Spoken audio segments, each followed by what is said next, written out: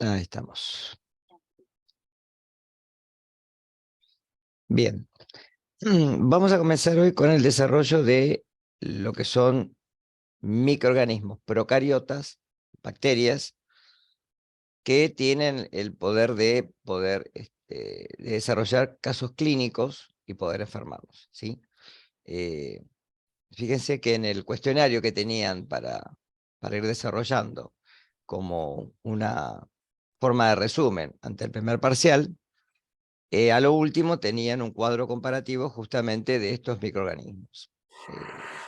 La idea es que clase a clase vayan tomando nota justamente de lo que uno dice diagnóstico diferencial, ¿no? Es decir, cuál es el o los síntomas que generalmente pueden hacer de que haya una diferencia entre un proceso y otro. Con lo cual uno puede arribar, dependiendo del tipo de alimento implicado, dependiendo de las condiciones de almacenamiento, etcétera, cómo se pueda desarrollar de alguna manera el cuadro clínico en el individuo. Acá está preguntando si el parcial es virtual o es presencial. Creo que lo vamos a tomar en forma virtual, ¿sí? Como las clases, por lo menos los parciales teóricos, ¿sí? El parcial práctico seguramente, no sé qué ver después con la profesora que tengan en la práctica, con Verónica, si lo va a evaluar en la facultad con el laboratorio móvil, es muy probable, ¿sí? O desde la plataforma. Eso después, bueno, este, lo, este, lo veremos generalmente semanas antes de que tengan el parcial, ¿sí? Eh, ¿Oral o choice? Por acá, digamos. no, si es por acá oral, se imaginan que es imposible tomarlo, evaluarlo, ¿sí? Recuerden que esta materia tiene final, entonces los parciales son una mera, digamos, un mero resumen de la asignatura por partes. Después tienen que unar todo para poder acotar, dar el final acotado y poder regularizar la asignatura con la nota final. ¿Está claro? Profe, Sí, tengo una pregunta sobre la guía. sí. En el punto de los elementos bacterianos, me Ahora, espera, aparece para. Vamos a hacer una cosa. Yo empiezo con la clase, ¿sí? Y vamos a cortar 11:30, ¿sí? Nos tomamos 5 minutos ahí y -25 empezamos de vuelta y ahí nos hacen las preguntas pertinentes al cuestionario. ¿Está claro? Así voy avanzando en teoría. ¿Puede ser? Dale, gracias. ¿Está? Al seminario pasado, digamos. ¿Cómo el seminario pasado? Claro, al que vimos la clase pasada, ¿no? El cuestionario que subiste para responder las preguntas del tema, Sí, del sí, tema el, de el la semana anterior. cuestionario es desde que empieza la asignatura hasta ahora, si vos te fijas. Las preguntas están, digamos, siendo una suerte de mapa conceptual desde que comenzamos a hablar de microorganismos hasta ahora, ¿sí? Por eso ahora con esto que vamos a ver en estas clases, van a tener que tener de alguna manera, sí ya la presunción de qué es el carácter diferencial de cada microorganismo, qué es lo que puede generar. Si, por ejemplo, vómitos violentos, diarrea con sangre, diarrea con moco, ¿sí? ¿Qué alimentos están implicados? Si pueden ser, por ejemplo, alimentos que no lleven ningún punto crítico de control, ninguna cocción, por ejemplo. ¿Está? Entonces, ahí vamos a ir viendo por etapas cuál es el signo diferencial, ¿no? Si, por ejemplo, la dosis mínima efectiva es baja o es alta, ¿no? Eso también me da una idea de qué tipo de microorganismo puede ser, ¿no? ¿Estamos? Bien. Buen día, Ángeles, ¿cómo estás? Al final entré justo. Em, bien, voy a empezar a mostrar. Hoy vamos a ver, ¿se ve el PowerPoint de fondo? Sí, se ¿Sí? ve, Dani, perdón. Sí, se ve. No podía hablar. Hola a todos, saludo. Bien. Hola. Hoy vamos a ver 3 casos típicos para ir allanando justamente el terreno de lo que es una intoxicación, lo que es una infección, y si es una infección, si es una infección propiamente dicha o pura, o bien tiene carácter tóxico porque el microorganismo dentro del intestino genera una toxina, ¿sí? Donde yo la puedo determinar, ¿sí? La puedo clasificar como una toxoinfección, ¿sí? Bien. Vamos a ver primero una intoxicación de las más clásicas, ¿sí? Generalmente la que se toma como punto de partida cuando uno habla de intoxicación, que es la de este microorganismo que es Staphylococcus aureus, ¿sí? Esta bacteria, en realidad, se ve mucho en clínica médica porque puede desarrollar abscesos, forúnculos, puede desarrollar casos muy graves de infección en el hombre, ¿sí? Pero en los alimentos solamente la vamos a ver como un agente que produce una toxina, y la toxina la produce en el alimento.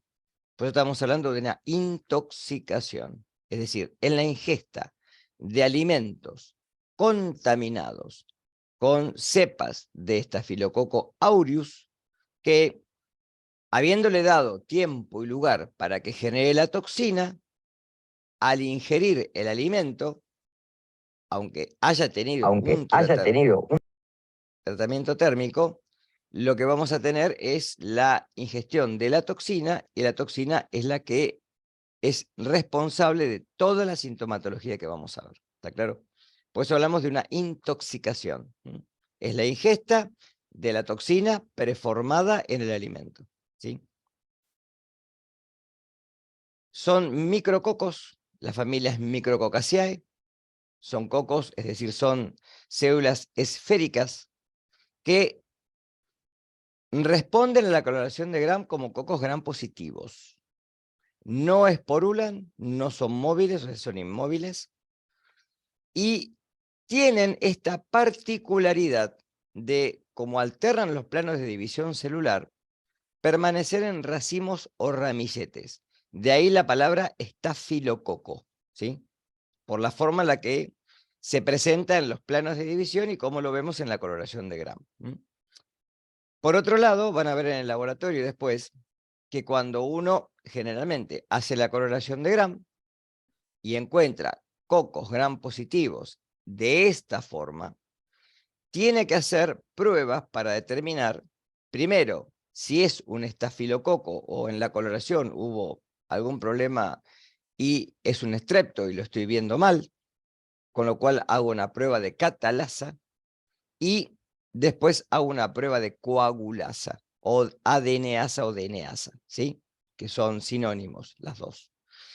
Para estas pruebas van a ver que responde en forma positiva. Es catalasa positivo y es coagulasa positivo. Por otro lado, son aeroanaerobios facultativos, o sea, tienen la capacidad de oxidar o de fermentar. Obviamente, el crecimiento en condiciones en las cuales se restrinja la cantidad de oxígeno es menor, es más lenta, pero igualmente puede crecer en condiciones con menos disponibilidad de oxígeno. Pueden ser parásitos y saprófitos del hombre, es decir, pueden estar en el hombre en forma natural. Igualmente, generalmente se encuentra en el hombre en piel y mucosas, fundamentalmente en las mucosas aéreas, con lo cual es muy probable que de esta manera, como nosotros, yo ya lo dije en la clase pasada, generalmente, si el hombre, fíjense que se lleva las manos a la zona bucal, nasal, etcétera, aproximadamente, o a la cara, unas 2000 veces por día, sin darnos cuenta. ¿Y qué ocurre con esto? Los tocamos la nariz porque tenemos goteo nasal. Es muy común eso y en esta época del año. Si una persona es portador asintomático de Staphylococcus aureus, lo va a llevar a las manos. Si no se higieniza las manos antes de tocar los alimentos, toca los alimentos con bacterias que provienen de su mucosa respiratoria. Por eso que el reservorio principal de este microorganismo, sí, principalmente es el hombre. Y de un 20 a un 50% de los individuos podemos ser portadores asintomáticos de Staphylococcus aureus. ¿Está claro esto? Por eso que es un problema generalmente de los manipuladores. Como ejemplo casual, si hay un brote por una intoxicación por Staphylococcus aureus, los organismos que generalmente investigan la presencia de un brote, además de requisar los alimentos que han consumido en ese evento para verificar la presencia de este microorganismo, van a ser hisopado nasal y de la mucosa bucal también de los manipuladores de alimentos, para verificar si alguno de ellos puede ser un portador asintomático. ¿Está claro esto?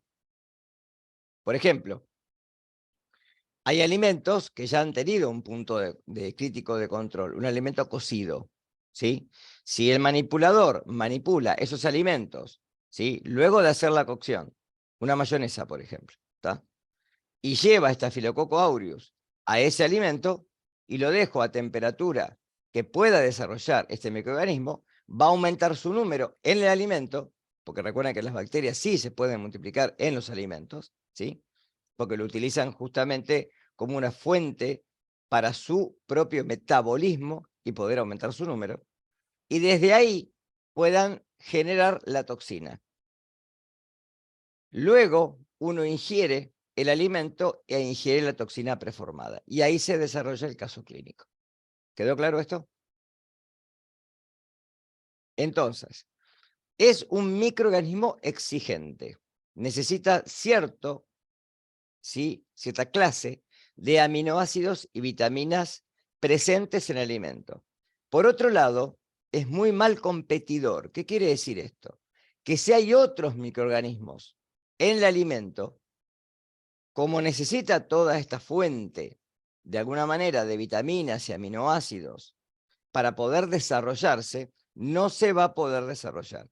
Entonces, en alimentos, por ejemplo, como la leche, antes de la pasteurización, hay un evento, por ejemplo, que es la mastitis de la vaca. ¿Qué es la mastitis? La inflamación del pezón del animal.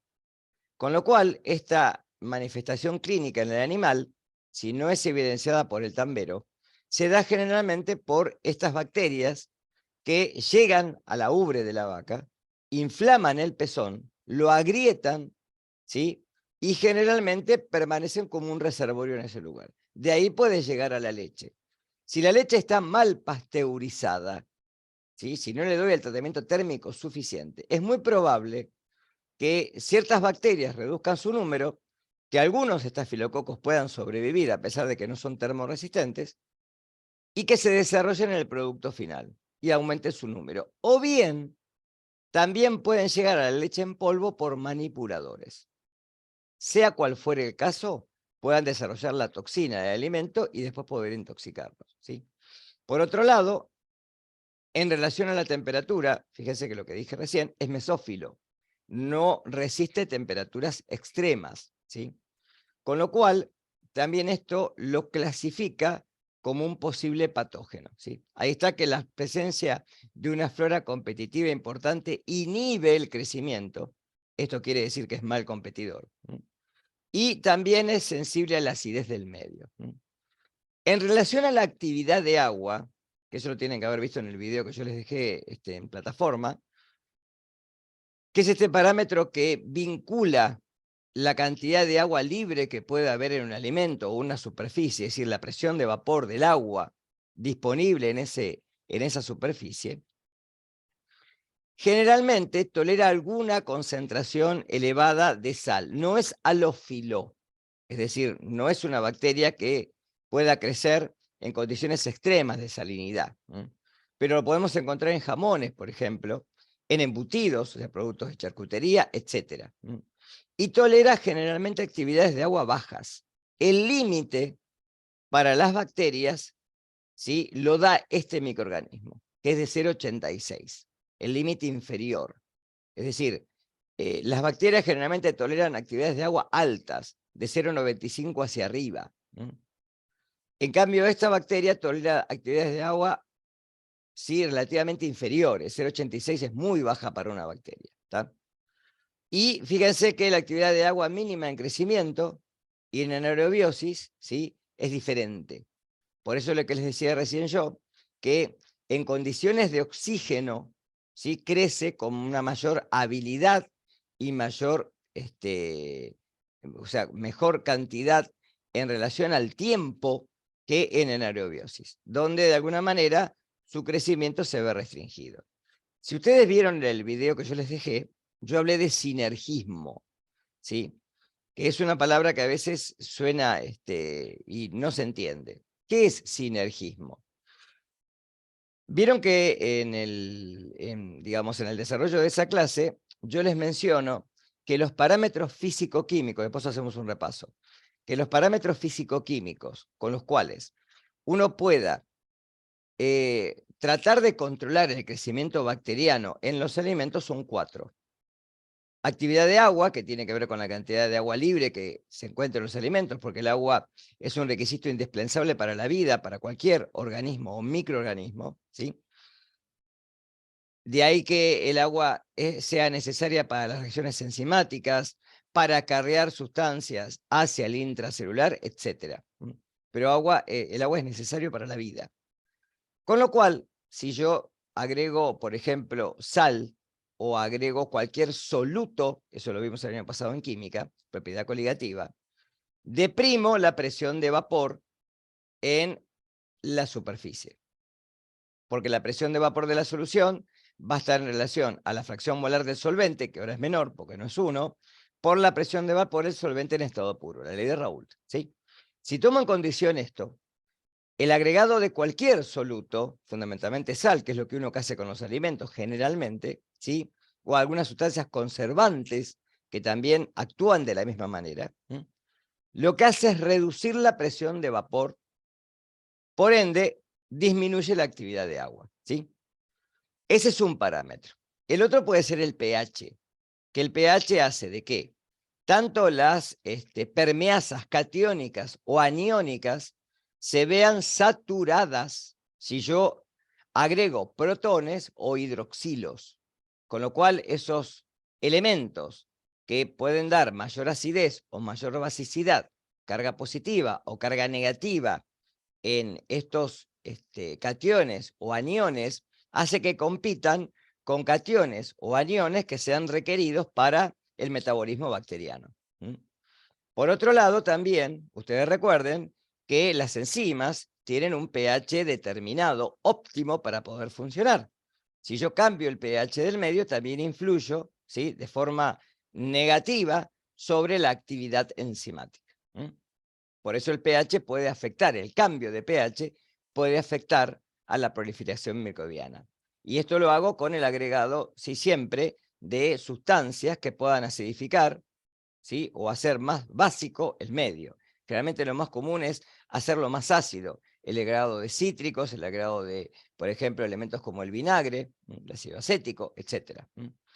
Por otro lado, también la disponibilidad de oxígeno influye sobre el potencial redox, es decir, la capacidad de oxidar o reducir en los alimentos a través de reacciones enzimáticas, con lo cual la disponibilidad de oxígeno interviene fundamentalmente en el metabolismo oxidativo, la captación de oxígeno del medio ambiente hacia la célula interviene en este caso por los sistemas de citrocromos que encontramos en la membrana plasmática de los procariotas y que actúa como último aceptor de electrones en el mecanismo de la oxidación de los nutrientes. Lo mismo que ocurre en nuestras mitocondrias, ¿sí? Por ende, un medio que de alguna manera es muy oxidante o muy reductor, también puede cambiar el metabolismo bacteriano.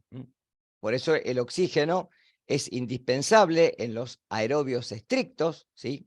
Ya es menos indispensable en los que pueden fermentar, en los aeroanaerobios facultativos como este microorganismo, ¿sí? Y en los anaerobios hay otros, ¿sí?, mecanismos de captación del oxígeno que ya no es de captación de, digamos, de electrones, que ya no es por el oxígeno, sino por otros aceptores de electrones, como por ejemplo la transformación de nitratos en nitritos. El ejemplo casual que generalmente damos como, digamos, mecanismo de oxidorreducción. Entonces, con el nitrato, el nitrógeno está con un estado de oxidación 5, y cuando pasa al nitrito, cambia un estado de oxidación 3. De ahí que al ganar 2 electrones por medio del nitrógeno, el nitrógeno se reduce y oxida a otras sustancias, ¿sí? Recuerde que siempre que hay un agente oxidante, también hay un agente reductor, ya que la cantidad de electrones ganados o perdidos tiene que ser la misma. Y por otro lado, y por último, la temperatura, ¿sí? En este caso, por ejemplo, los microorganismos que son mesófilos responden a un grado de temperatura que generalmente tiene una media en los 37 grados centígrados, con un rango siempre que está entre los 20, 25 y 40, 42 grados centígrados. El caso extremo de los coliformes, que pueden estar en 44 y que también son mesófilos, ¿sí? Ya después tenemos los termótrofos, que se desarrollan a mayor temperatura, y los ciclótrofos, que se desarrollan entre temperaturas de refrigeración. Ahí repasamos los 4 parámetros con esto que les acabo de decir. De ahí que las curvas de crecimiento, que ustedes vieron con la fase, de alguna manera, de latencia o fase de adaptación del microorganismo, la fase exponencial, donde el crecimiento es rápido, la fase de meseta o estacionaria, donde ya los nutrientes, sí, o la capacidad del sistema inmune de poder bloquear al microorganismo hace de que se detenga el crecimiento, ¿sí? Paulatinamente, la cantidad de células nuevas igual a la cantidad de células que mueren, ¿sí? Y luego, por eso, el estacionamiento, ¿sí? O fase de meseta, y luego la fase de declinación y muerte, en donde ya los nutrientes se agotaron, se saturaron de productos tóxicos en el alimento, por ejemplo, o en el medio, o el sistema inmune ya hizo de alguna manera efecto con el mecanismo humoral o celular, y las bacterias son lisadas por apoptosis o bien también fagocitadas, ¿sí? Con este tipo de estructuras vemos que el crecimiento puede variar, y es donde hacer hincapié de alguna manera en el crecimiento bacteriano para ver dónde frenarlo. Generalmente uno tiene que hacer, ¿sí?, su trabajo a nivel de calidad en el alimento y fundamentalmente también a nivel de inocuidad en la fase de latencia, es donde todavía el microorganismo no se empezó a desarrollar en forma exponencial, porque llegado ese momento ya es tarde. ¿Quedó claro hasta acá? Como repaso de lo que vieron y parte de lo que tenían además en el cuestionario, ¿no? Bien. Puede sobrevivir durante un tiempo prolongado en alimentos generalmente deshidratados por la actividad de agua y también en congelado, ¿sí? Sobrevivir no implica un crecimiento exponencial, implica que la bacteria se puede mantener, ¿sí?, en una fase, recuerden que no es porula, pero en una fase de baja cantidad de células que se reproducen en el medio, pero llevado este alimento luego a una temperatura y una condición óptima se puede desarrollar. Ah, me olvidé de algo, lo que era sinergismo. Si yo tomo, por ejemplo, ¿sí?, por tomar un ejemplo burdo, que si yo a un alimento le cambio el pH, la disminución de la proliferación microbiana es de un 20%. Y por otro lado, si yo lo envaso al vacío, es decir, cambio las condiciones del potencial de óxido de reducción, el cambio en el crecimiento es de un 30%. Uno diría, si le cambio el pH y lo envaso al vacío a la vez, sumo los dos y sería de un 50%. Está mal. Ahí actúan en forma sinérgica. Quiere decir que un cambio potencia al otro, se potencian a sí mismos. Y acá la proliferación microbiana puede disminuir hasta en un 80 o un 90%. Eso es sinergismo. Cuando el cambio de dos factores o más en una conducta, en este caso alimentaria, de preservación, hace de que el efecto disminuya más que la suma de los cambios por separado. ¿Quedó claro? Eso es sinergismo, ¿sí? Por otro lado, fíjense que, como ya les dije, es un microorganismo termosensible. Los tratamientos de cocción normales, es decir, aquí hablamos de temperatura de cocción, ¿sí? Generalmente estamos hablando entre 50, 60 o más grados centígrados, temperatura de cocción, ¿sí? En donde, fíjense que poblaciones de 10 a las 6 células, o sea, 1 millón de células por mililitro, que puede ser, por ejemplo, de leche, se inactivan de 4 a 24 minutos cuando la temperatura se lleva de 54 a 60 grados centígrados, ¿sí? Para esto, ustedes recuerden, y lo voy a marcar desde ahora, ¿a qué se habla de temperaturas seguras? Temperaturas seguras son más de 60 grados centígrados y menos de 4, ¿sí? Ese rango generalmente, o menos de 7, ¿sí? Depende cómo lo almacene. Ese rango generalmente es el de seguridad alimentaria, ¿sí? En el medio, yo le estoy dando posibilidad fundamentalmente a todos los mesófilos que se puedan desarrollar y que aumenten su dosis en el alimento. Y si la dosis efectiva es baja, estamos en problemas, ¿sí? Por otro lado, son fermentativos, son proteolíticos, es decir, pueden cambiar los caracteres organolépticos, pero no al punto en el cual el consumidor, ¿sí?, tenga signos evidentes de cambios en el alimento que manifiesten el desarrollo de este microorganismo. Tolera los nitritos, no produce, como les dije recién, modificaciones en los caracteres organolépticos, márquenlo a esto, y el intervalo de multiplicación, fíjense, y desarrollo de la toxina en fase de crecimiento exponencial se da entre los 4 y 46 grados centígrados, ¿sí? Esta bacteria se adapta al alimento y una vez que le doy condiciones de temperatura, pH y oxígeno, es decir, potencial de óxido de reacción suficientes, va a desarrollar la toxina en el alimento, la va a preformar. Enterotoxina y toxicogénesis. Génesis es formación. Tóxico de toxina.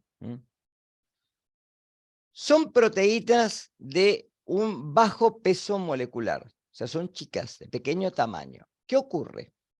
Y esto grábenselo desde ahora. Cualquier elemento tóxico, cualquier toxina de bajo peso molecular resiste a los cambios térmicos.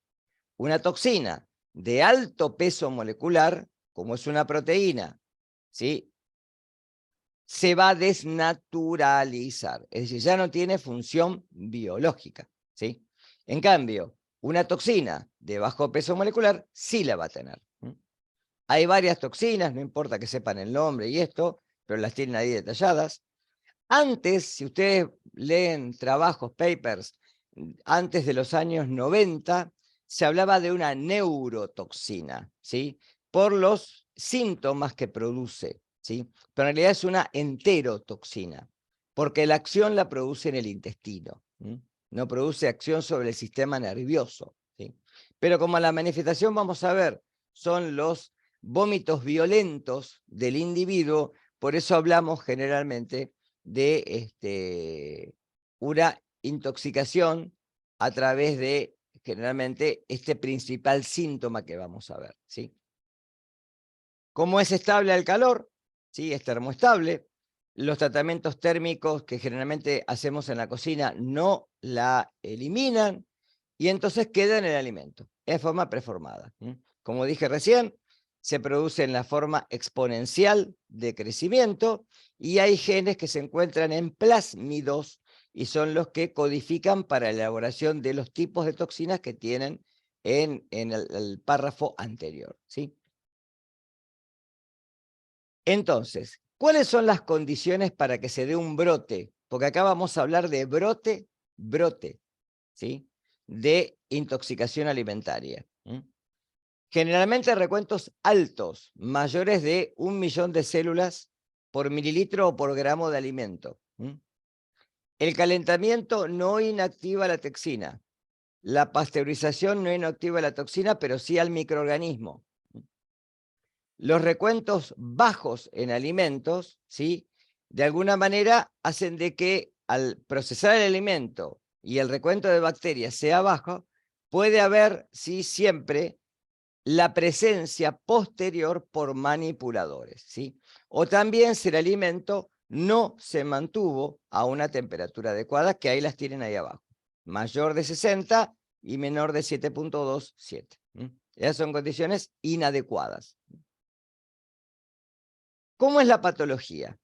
Para que se dé un brote de intoxicación alimentaria, esto es muy común, chicos, cuando, por ejemplo, en una sala periférica de una ciudad o en un hospital, comienzan a aparecer casos, ¿sí?, de pacientes que entran con fundamentalmente vómitos violentos, depresión del sensorio, fatiga muscular. Puede haber dolor abdominal alto, puede casualmente haber diarrea, pero generalmente en estos casos no hay fiebre. Ya ahí me tengo que empezar a notar cuáles son los síntomas principales, ¿sí?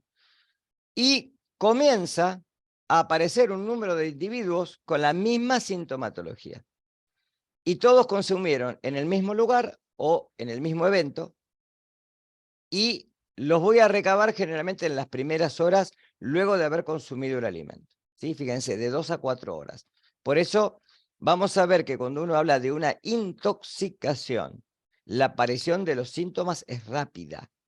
Cuando hablamos de una infección, la aparición de los síntomas es mucho más lejos en el tiempo. Y cuando hablamos de una toxinfección estamos hablando en términos medios, ¿sí? Una infección puede tardar de 48, 72 horas en aparecer. Y una toxinfección generalmente a las 12, 24 se aparece. En cambio, una intoxicación aparece rápidamente. ¿Tá? Por eso generalmente lo voy a empezar a dividir generalmente por los tiempos en los cuales aparece la sintomatología. ¿Sí? Factores desencadenantes puede ser la susceptibilidad individual a la toxina, que puede ser distinta interindividualmente, o sea, entre individuos. ¿Sí? La cantidad de alimento ingerido en el lugar, ¿sí? La cantidad de toxina preformada en el alimento, depende del tiempo que yo le dé a ese alimento a una temperatura inadecuada para que el microorganismo se pueda desarrollar y generar toxina, y también la salud general del huésped, ¿sí? Eso es muy importante también. Ahí está marcado en amarillo y bien resaltado, ¿sí? Síntomas comunes. Fíjense, náuseas, vómitos violentos. ¿Tá? Eso es principal, ¿por qué? Porque yo generalmente me tengo que dar cuenta que este síntoma es el que me tiene que llamar la atención. Las arcadas, emesis, calambres abdominales por los vómitos, diarrea y generalmente puede haber postración. Esto por la fatiga muscular, por la emesis, etc. Ustedes recuerden que en el vómito se introducen varios factores, pérdida de potasio, ¿sí? Pérdida de líquido, puede haber deshidratación, etc. En los casos más severos puede haber migraña, esto generalmente es por la fuerza que hacemos al tratar de evacuar líquidos por la vía digestiva, calambres musculares, perfectamente, y cambios pasajeros en la presión arterial, por eso puede haber alteración del sensorio, y generalmente también en el pulso. Esto generalmente por el déficit de potasio a nivel, ¿sí?, del sistema circulatorio, y tiene mucho que ver acá todo el sistema nervioso, por eso antes se hablaba de una neurotoxina. Ustedes recuerden que la emesis o el vómito, ¿sí?, no el propulsado, no el que induce el individuo, ¿sí?, cuando generalmente se introduce los dedos en la boca, sino el que se produce espontáneamente, porque generalmente, ¿sí?, eso se da a nivel nervioso y hace de que generalmente se contraiga la musculatura y se produzca la emesis. ¿Está claro esto? Pues es muy distinto al provocado, al inducido. Bien. La recuperación generalmente, vamos a ver que la mayoría de estas patologías se autolimita. ¿Qué quiere decir que se autolimite? Se autolimita implica de que la recuperación es espontánea, ¿sí? En muchos casos, ¿sí? En muchos casos es así. En otros, a veces hay que tratar de tratar la sintomatología, por ejemplo, una deshidratación, en casos que son, ¿sí?, ya más severos, casos que se ha perdido mucho líquido, ¿sí? Entonces acá hay que rehidratar, ¿sí?, recompensar hidroelectrolíticamente. Generalmente la dosis efectiva es alta, pero la dosis infecciosa, una dosis de toxina de menos de 1 microgramo por alimento contaminado, produce la sintomatología. Y el nivel de toxina se alcanza cuando generalmente la población excede, ¿sí?, generalmente las 100.000 microorganismos por gramo de alimento. Alimentos implicados. Generalmente alimentos, primero, ricos en proteínas, ¿sí?, con un pH generalmente neutro, sin flora inhibidora, como vimos hoy, porque es un mal competidor. Acá puede haber carnes, pescados, embutidos, productos de charcutería, pasteles, ¿sí?, cremas, helados, es muy común esto en helados, muy común en helados. Heladería que no tiene salida el producto y que a veces no trabajan con productos de materia prima que sean certificados, y entonces ahí generalmente podemos tener una contaminación, además por manipuladores, y ahí llevarlo a el producto final. En salazones, en pescados desecados, en leche en polvo, como les dije hoy. También en quesos, generalmente cuando no se acidificó la cuajada suficientemente. Y fíjense que son muchos de los productos que están disponibles al consumidor y que también se consumen en lugares en donde están disponibles a temperatura ambiente, muchos de ellos. Acá los tienen. Todos muy ricos, pero que pueden tener. Sí. Condiciones para que se presente un brote: una fuente de estafilococos productores de enterotoxinas en el hombre o animales, como dije hoy. Un medio de transmisión al alimento, o sea, que llegue el alimento, ¿sí? Puede tenerlo la materia prima, porque, como dijimos, las condiciones no son las suficientes para poder eliminarlo, o bien por la manipulación posterior a la manufactura. Y un alimento que sea también, ¿sí? Rico en proteínas o en las condiciones que pueda tener, ¿sí? Favorable crecimiento y toxicogénesis. Una temperatura favorable, de 3 a 4 horas es suficiente a temperatura ambiente para que pueda desarrollar una cantidad suficiente para poder enfermarnos, y obviamente la ingestión de la toxina en cantidades suficientes para desarrollar un brote de intoxicación. Siempre hay que respetarla, esto lo van a ver en todos los PowerPoint, respetar las reglas higiénicas, fundamentalmente al preparar las comidas y antes de consumirlas. La prevención total generalmente no es posible, es como la infección intrahospitalaria, y generalmente también tiene mucho que ver el almacenamiento y la manufactura del alimento y la manipulación posterior. Por eso el mayor riesgo lo va a dar la contaminación que puede ocurrir por la contaminación cruzada o bien por la manipulación. Bien. Vamos a... Acá está. Bien. Salmonela, salmonelosis, ¿sí? Acá vamos a hablar de una infección, ¿sí? Puede haber, y en los libros aparece, la presencia de una toxina, ¿sí? Pero no es lo general. El cuadro general que tenemos es el de infección. Fíjense que recién hablé de una intoxicación. Ahora voy a hablar de una infección. Cuando hablamos de salmonela, generalmente nos tiene que sonar el tema de productos avícolas o también llamados los ovoproductos, ¿sí? Cualquiera de los dos. Porque generalmente está muy relacionado con las aves de corral. Y esto es por cómo se alimentan, porque se alimentan con harina de pescado. Y es donde podemos encontrar salmonela. La salmonela es una bacteria, es un bacilo gram negativo. Fíjense que hoy vimos un coco gram positivo. Y acá estamos viendo un bacilo gram negativo. Ya fíjense las diferencias, ¿sí? Tampoco es porula, con lo cual tienen algunas particularidades, pero fíjense que ellas son distintas. Estamos hablando de dos cosas distintas. Bacilos gram negativos también son aeroanaerobios facultativos. La familia es otra, es Enterobacteriae, pertenece generalmente a un género muy grande que generalmente se las denomina comúnmente enterobacterias, porque en forma normal a veces pueden vivir en el intestino de los animales, y también a veces pueden vivir en el hombre como un portador asintomático. Vamos a ver el caso de Shigella, que también es una enterobacteria y también tiene esta particularidad. Y en donde la cantidad de serotipos hace de que uno tenga que hacer tipificación serológica para poder identificar las distintas cepas de salmonela. Salmonela, a ver, voy a ser un poquito taxonómico en este relato. Cuando decimos Staphylococcus aureus, ¿sí? Es la clasificación taxonómica. Staphylococcus es el género. Tenemos Aureus, Epidermidis, etc. Hay varios, ¿sí? Por eso después hay que hacer las pruebas de laboratorio para identificar que es Aureus y que no es otro. En el caso de Salmonella, por ejemplo, Salmonella es el género. Vamos a ver que tenemos distintos tipos de Salmonella, como la Enteritidis, por ejemplo, ¿sí?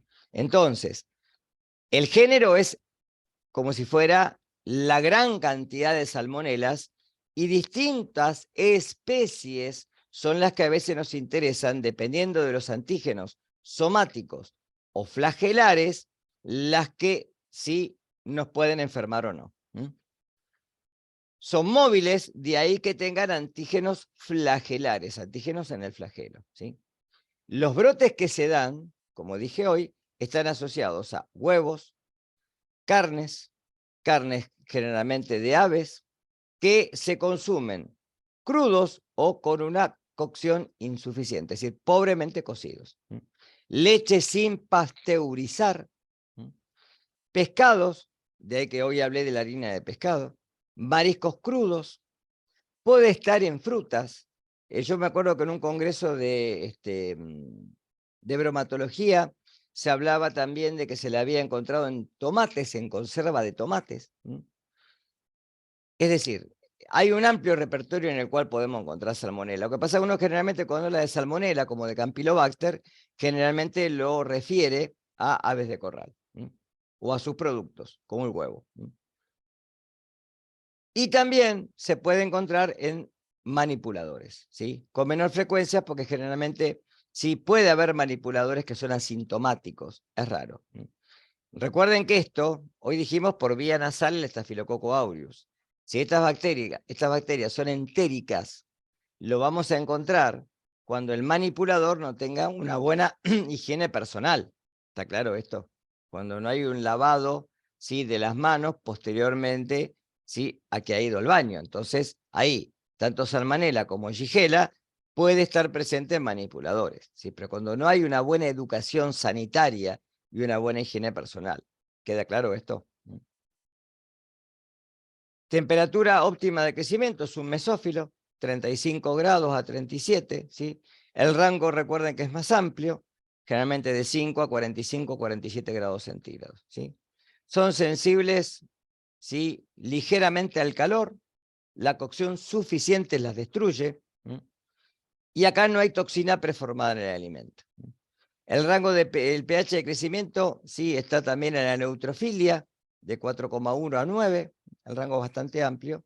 Y fíjense que la actividad de agua acá es muy superior. Estamos hablando de 0,945 a 0,999. Es decir, necesita cantidad de agua suficiente para poder sobrevivir, ¿sí? Por eso que tolera en una forma menor, ¿sí?, las cantidades de sal, de cloruro de sodio. Fíjense que ahí abajo tienen, bueno, el ejemplo de la foto, como la cría de aves, y después la matanza y la venta y distribución de las aves de corral, ¿sí?, en el caso de la gallina o el pollo. Y también en el otro lado van a ver después en el laboratorio este tipo de agar, que es el agar SS, Shigella salmonella. Es un agar, ustedes van a ver después con el desarrollo de la asignatura, que en microbiología podemos tener medios de cultivo que son diferenciales o selectivos. Este medio de cultivo tiene las dos características. Es, por un lado, selectivo, porque hay otras especies de bacterias que no van a crecer, como los estafilococos, por ejemplo, o todos los cocos gram positivos. Solamente van a crecer bacilos gram negativos. Y es diferencial, porque si es una especie de salmonella o de shigella, me va a dar, si salmonella,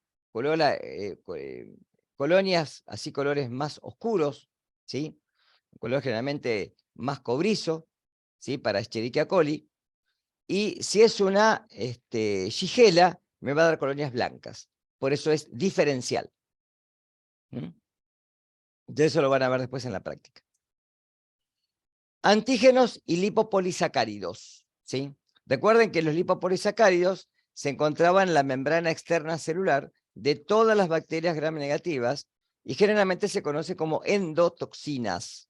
Es decir, y quiero ser claro, para que estas toxinas se liberen, tiene que haber lisis bacteriana. Es Es decir, tiene que haber un ataque de células citotóxicas a estas células, la destrucción por necrosis y luego liberación de la toxina, ¿sí? O el mismo sistema humoral, ¿sí?, que puede actuar por medio de los anticuerpos, cascada del complemento, complejo de ataque de membrana, lisis celular y eliminación de la toxina. Es mucho más clásico este segundo apartado que el primero, que el citotóxico, ¿sí? Porque generalmente es el más evidente. Por eso que se puede extraer de las células sintácticas y ser separado por hidrólisis en un lípido A y un polisacárido constituyente de un antígeno O, que es el que es responsable de la especificidad antigénica. Acá quiero hacer una pausa. Cuando uno habla de serología, suero, logía es estudio, biología, estudio de los seres vivos, por ejemplo, ¿no? Cuando uno habla de esto, está hablando de qué. Uno puede determinar mediante pruebas serológicas, es decir, enfrentar a una muestra o un alimento que posiblemente tenga estas bacterias, ¿sí?, o a muestras de pacientes, muestras de materia fecal, que uno tenga la sospecha de que pueda tener una salmonelosis, ¿sí?, a un anticuerpo específico contra este tipo de antígenos. Y cuando hay una reacción de aglutinación, uno puede determinar con una prueba serológica que el paciente estuvo infectado con salmonela o que el alimento está contaminado con salmonela. ¿Queda claro? De ahí la búsqueda de estos antígenos, ¿sí? Entonces, como estos antígenos sirven para importancia diagnóstica, es generalmente cómo después los podemos clasificar. De ahí que cuando uno sospeche un brote de infección alimentaria por salmonela, los organismos que hacen después la investigación del brote, esto es generalmente lo que tomo en los finales, chicos, porque les doy un caso y después ustedes tienen que orientarse para ver qué tipo de microorganismo es. Lo que hacen es recabar muestras de alimentos que son sospechosos del brote y también pueden buscar en los pacientes que han reportado un diagnóstico diferencial con sintomatología, ¿sí?, que me pueda inducir a que ese paciente tuvo una salmonelosis. ¿Queda claro hasta acá? ¿Se va entendiendo más o menos el concepto? ¿Cuál es la finalidad de la asignatura para ustedes? ¿Cuál es la capacidad que les queremos generar? ¿Sí? Sí. Bien. Profe, una Sí. pregunta. Sí. Entonces, si se hace una prueba y se detecta que está este antígeno O, quiere decir que o está presente o estuvo presente la bacteria. Exactamente. Por eso a veces uno también los puede buscar en portadores asintomáticos, cuando sospecha contaminación por manipuladores. En el caso de Staphylococcus aureus, sí, como generalmente es un microorganismo que lo voy a encontrar en las fosas nasales, lo puedo encontrar en las conjuntivas, ¿sí? Pueden estar en heridas en las manos, ¿sí? Y ustedes vieron que uno supone que un manipulador de alimentos tiene que usar guantes, ¿sí? Como una forma de prevención y una forma también de no llevar al alimento, ¿sí?, microorganismos que puedan estar en las uñas, ¿sí?, en heridas en las manos. Es el caso de Staphylococcus aureus, cuando puede producir, ¿sí?, ciertas infecciones a nivel cutáneo. Entonces de ahí llevarlo al alimento. Entonces uno sospecha en este caso que puede haber una suerte de salmonelosis, ¿sí?, porque es un caso que generó un brote, uno puede buscar este tipo de antígenos. Ojo que es más de uno, no es uno solo. Por eso son serotipos, que responden generalmente a, por eso generalmente son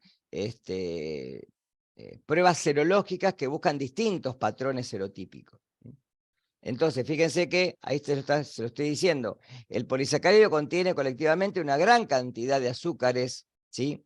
Y algunos de ellos son todos comunes a los tipos wild type o salvajes de salmonela, ¿sí? Entonces, generalmente, como estos azúcares, generalmente los voy a encontrar en esos residuos en los cuales puede haber reacciones antígeno-anticuerpos, son los que estoy buscando, antígenos específicos, ¿sí? Esta especificidad es la que generalmente me da una reacción con un anticuerpo específico y es lo que en el laboratorio yo lo puedo determinar a través de reacciones serológicas de antígeno-anticuerpo. ¿Cómo es la patología? ¿Sí? Fíjense lo que yo dije hoy a lo que voy a decir ahora. Podemos hablar del caso más grave, fiebre tifoidea.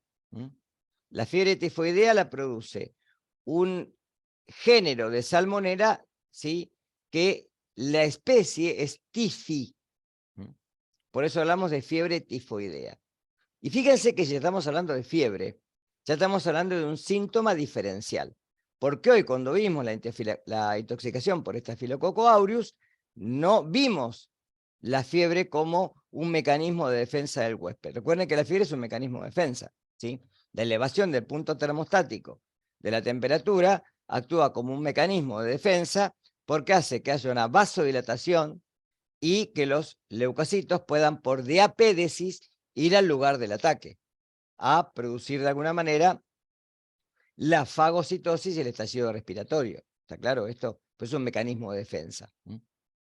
Ahora, esto se da generalmente con dosis infectivas altas, fíjense, 10 a la 6, 10 a la 9, y en donde el reporte está por alimentos que se han consumido en forma cruda o pobremente cocida. ¿Está claro? El periodo de incubación, fíjense que es largo, 7 a 14 días, y depende de la dosis, ¿sí? Por eso en las infecciones generalmente, ¿sí?, uno es a veces muy complejo poder determinar dónde se produjo, en qué lugar y en qué momento. Porque a veces puede pasar, ustedes vieron que hoy es muy común, ¿sí?, el tema esto de los vendedores ambulantes en los food truck. ¿Lo han escuchado esto? Si yo voy al Primavera y si voy acá al Museo del Mar, voy a muchos lugares, encuentro estos famosos food truck, que algunos deben tener las condiciones de bromatología al día y otros tal vez no lo sé, ¿sí? Esto me pasa con cualquier lugar gastronómico. Ahora, esto hace de que si yo le doy tiempo, lugar a la bacteria que se pueda desarrollar en el alimento, la dosis infectiva mínima va a ser alta, ¿sí? Si el alimento no se hizo una muy buena cocción, me voy a enfermar. Ahora, ¿qué pasa? Yo comí hoy, pero capaz que dentro de una semana comienzo a desarrollar síntomas. Hasta que la unidad sanitaria, por ejemplo, me voy a atender a la clínica 25 de mayo porque tengo una obra social, pero hay otro que se va a atender a Liga porque no tiene obra social y otro va a la Porredón, ¿sí? Personas que comimos en el mismo lugar el mismo día, ¿se entiende eso? Hasta que se recaba toda la información en el Instituto Nacional de Epidemiología, en el INE, que es el que recaba toda la información de los casos aislados, y hace un reporte de vigilancia epidemiológica, y puede reunir toda la información, ese lugar capaz que ya no está más. Entonces yo no, o capaz que ya no, ¿por qué pasa? Todos los lugares de que expenden alimentos tienen la obligación de tener lo que se llama la bolsa de guarda. ¿Qué es esto? En un recipiente, en una bolsa, en algo, etiquetado obviamente, tienen que guardar parte de lo que prepararon. Por ejemplo, una mayonesa de ave. La prepararon ellos en forma casera, sacaron una alícuota y guardalo. Lo etiquetan y a la semana lo desechan, porque vuelven a guardar el de el lunes posterior, ¿se entiende? Hoy, por ejemplo, es miércoles, van a guardar el de hoy. Cuando llega la semana que viene, al miércoles sucesivo, esa bolsa la tiran y ponen la del miércoles, van cambiando de día. ¿Tá? ¿Qué pasa? Si pasaron 8, 9, 10 días, 11 días, 12, hasta que se reportó, va a la unidad sanitaria, al lugar ya la bolsa de guarda no está. ¿Se entendió esto? Esto es del curso de manipulador de alimentos. Para que lo tengan en cuenta y el día de mañana lo hagan. ¿Quedó claro? Entonces, a veces es muy complejo poder determinar cuál es el lugar donde se produjo el brote. En el otro caso, como generalmente la manifestación de los síntomas es rápida, ¿sí? Los casos empiezan a agolparse en los lugares rápidamente y se puede detectar mucho más rápido. Bien. Sintomatología, febril, ¿sí? elevación del punto termostático, 40 grados centígrados o más, ¿sí? Puede haber estreñimiento, dificultad generalmente en la defecación, palpación dolorosa en generalmente el abdomen, hay dolor abdominal profuso, ¿sí? Puede haber manchas rosadas que aparecen al cuarto día de evolución, pero puede haber o no. Generalmente el dolor muscular, la astenia, la dinamia y la diarrea son generalmente los síntomas que acompañan a la fiebre. ¿Cómo se da el cuadro clínico? Ingesta de alimentos contaminados. Profe, Sí, sí. perdón, ¿qué es astenia y adinamia? Adinamia es cuando la persona no puede hacer movimientos voluntarios, ¿sí? Fatiga muscular, cansancio, eso es adinamia. Y astenia es cuando tiene falta de apetito, cuando no puede comer. Dolor abdominal, profuso generalmente, y eso hace de que la persona no tenga ganas de comer. Es muy común esto en todos los síntomas gastrointestinales.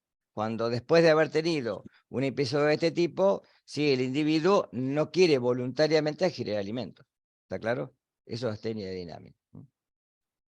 Gracias. ¿Cuándo se da un cuadro clínico? ¿Cómo se da? ¿Sí? Entonces dijimos, ingesta de alimentos contaminados. Acá voy a ser muy crudo y muy claro con esto, ¿sí? El alimento está contaminado, no está infectado. Porque después lo confunden. Porque en los libros a veces aparece, o en los textos, puede aparecer alimento infectado. No, el alimento no está infectado. Si cuando hablemos de parásitos, vamos a hablar de, por ejemplo, triquinosis.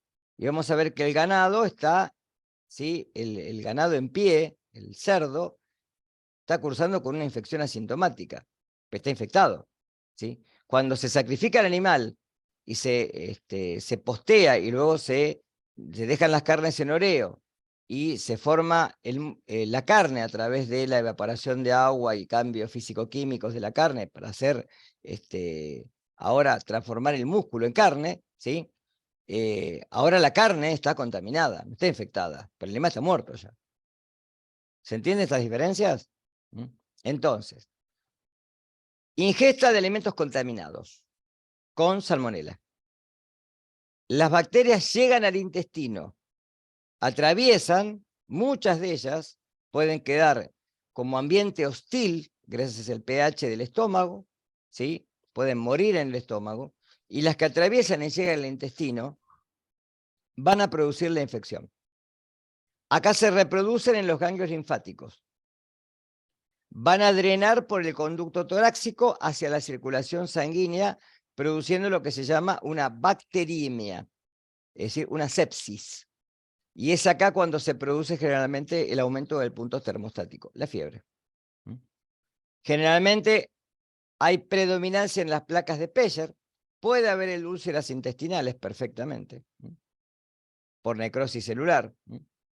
Y se van a localizar en cualquier tejido, en la vesícula, generalmente por contigüidad toman vesícula, hígado.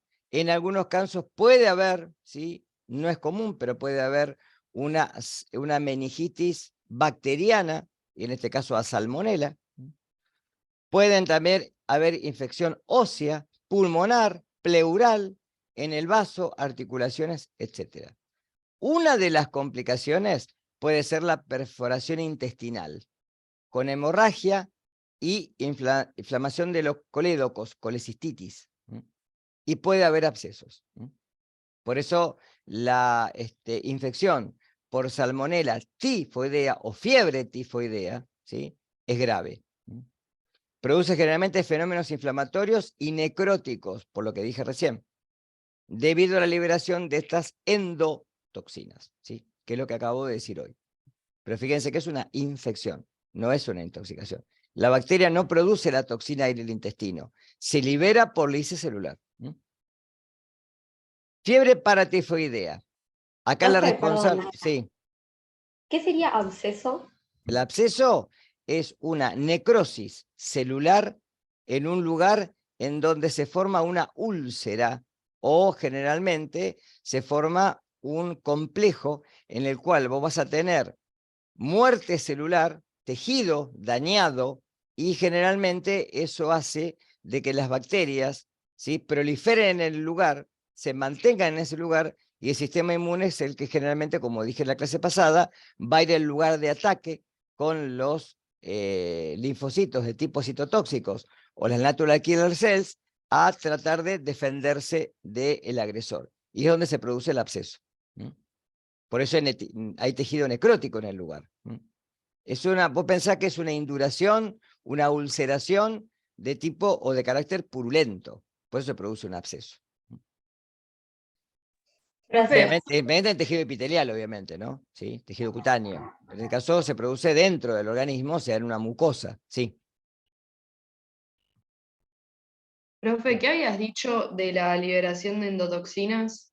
Cuando la bacteria es lisada, ¿sí?, es decir, es muerta por ejemplo, el sistema de complemento, ¿sí?, se liberan estas endotoxinas. Porque recuerden que las exotoxinas son las que se liberan por exocitosis. Estas se liberan porque hay lisis bacteriana. ¿De acuerdo?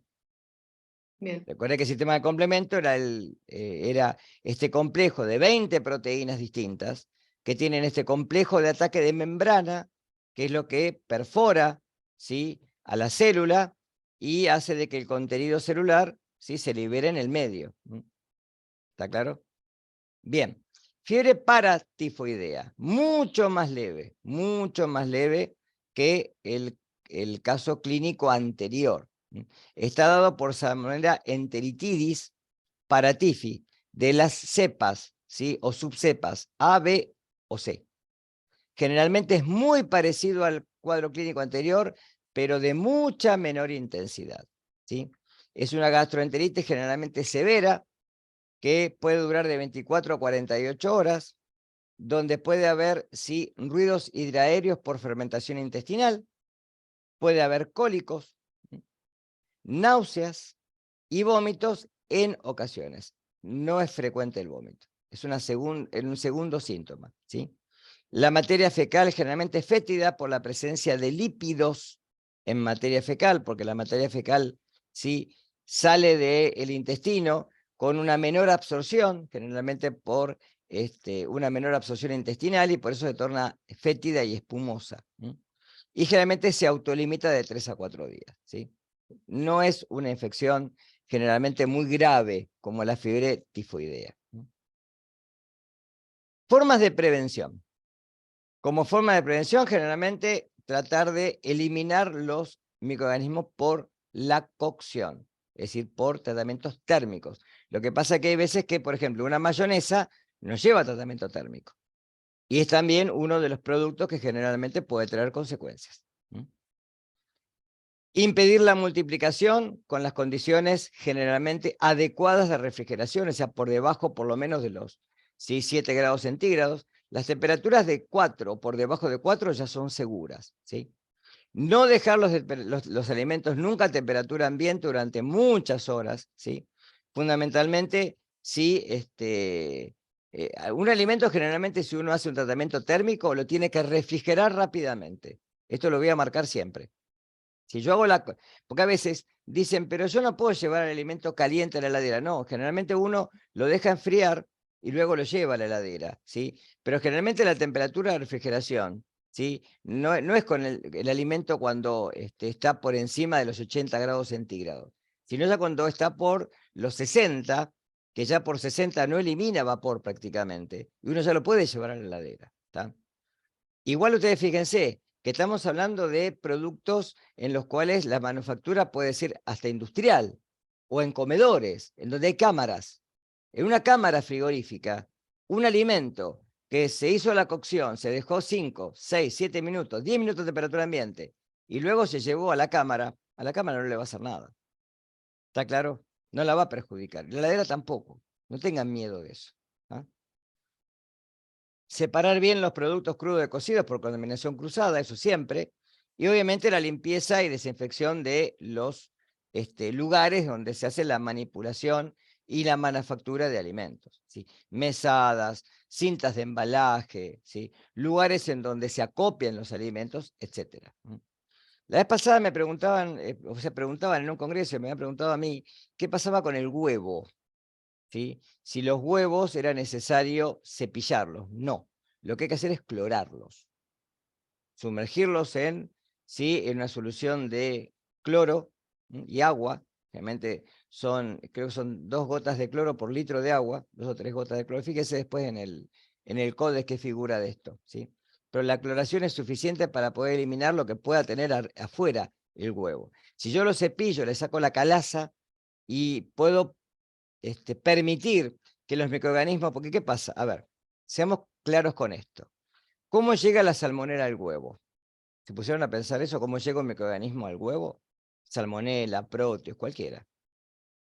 ¿Cómo llegan estas bacterias al huevo? Por la Porque materia fecal de la gallina, ¿Pero por qué por la materia fecal? ¿Qué vincula el huevo con la materia fecal?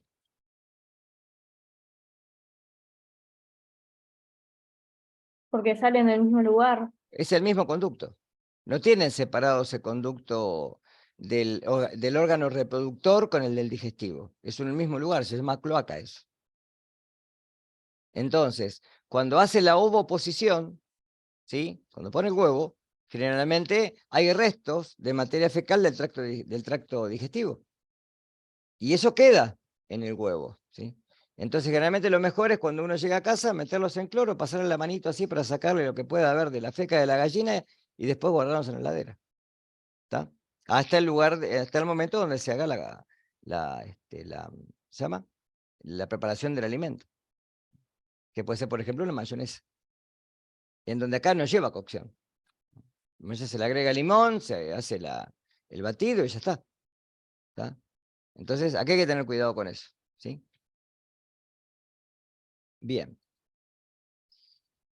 Ajá.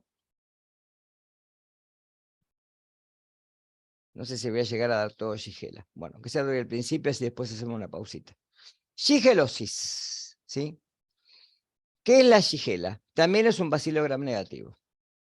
No es porulado, ¿sí? En este caso son inmóviles. Anaerobio facultativo. Hasta acá estamos siempre más o menos en lo mismo. Cambia, ¿sí? El tipo de presentación por la forma de la bacteria y fundamentalmente el tipo de cuadro clínico que puede producir, ¿sí? El agente etiológico, Dani, sí, no, yo por lo menos no veo el power. ¿El resto lo ven? perdón, puede ser que... ¿Ahí? Que pues yo me olvido que en esta, no es como Meeting, en Ahora sí. Meet se hace solo, que hay que cambiarlo. Bien, igual no importa poner la primera familia, gracias. Entonces, en la Shigella, el agente etiológico es la Shigella, Shigella recuerden que también es el género. Le podemos tener distintas especies que están ahí abajo, ¿sí? En el caso de la shigelosis, ya no solo esta bacteria tiene herramientas para hacer una infección intestinal, sino también extraintestinal. Es decir, puede invadir otros epitelios, colonizar otros epitelios. Y es acá donde es mucho más grave la infección, ¿sí? Y hasta puede ser de carácter tóxico, con lo cual acá vamos a hablar de una toxoinfección. Por eso dije, voy a tomar los 3 casos para después desarrollar en las próximas clases las bacterias que sigan. Entonces, son bacilos, ahí está mal escrito grande, después lo corrijo con mayúscula, gram negativos inmóviles, no tienen flagelos, ¿sí? Anaerobios facultativos, es lo mismo. No esporulan y tienen reproducción de tipo intracelular, muy importante. Tienen la capacidad de invadir, ¿sí? De poder atravesar la membrana celular y replicarse dentro de la célula. Y, por ejemplo, producir apoptosis en los leucocitos, en los neutrófilos a nivel intestinal. El intestino es un gran aporte, tiene un gran aporte del sistema inmune, porque los leucocitos patrullan constantemente el intestino, ¿sí? Con lo cual, si se produce la apoptosis de células fagocíticas y que pueden defendernos a nivel intestinal, puede producir, ¿sí? De alguna manera, la invasión de otros, ¿sí? Lugares de la economía, ¿sí? A través de la invasión de tejidos. Por eso decimos que hay infección extraintestinal, ¿sí? Ahora, las especies que infectan al hombre son la disenteriae, por eso se habla, ¿qué es disenteria? Cuando uno habla de disenteria a nivel general, es materia fecal con sangre. Eso es disenteria. Flexneri, Boidi y Sonei son las especies que generalmente infectan al hombre, porque estas cepas, ¿sí? Tanto infectan al hombre como a los animales, produciendo, Salmonella infecta al hombre y animales. Estas cepas solamente infectan al hombre, con lo cual generalmente los serotipos que se buscan generalmente son estos. ¿Qué es la shigelosis? Se ingieren las bacterias presentes en el alimento, ¿sí? Las bacterias entran al organismo con el alimento. Por eso hablamos de una infección.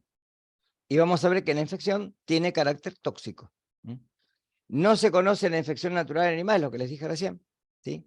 Y el hombre infecta a otros hombres. Es decir, que acá podemos tener, sí, el caso de manipuladores asintomáticos, ¿sí? Donde hay una mala higiene personal y en donde llegan al alimento por mala manipulación. La dosis infectiva encima es baja, ¿sí? De 100 a 200 bacterias o menos, ¿sí? Hacen falta para que se desarrolle un brote.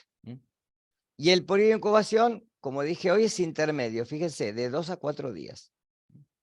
Entonces, intoxicación, rápido. Toxoinfección, estamos en la media. Infección, mucho más tardío. Y acá se produce fiebre. Otro síntoma principal, generalmente por la bacteriemia que se produce dentro del organismo o a nivel intestinal.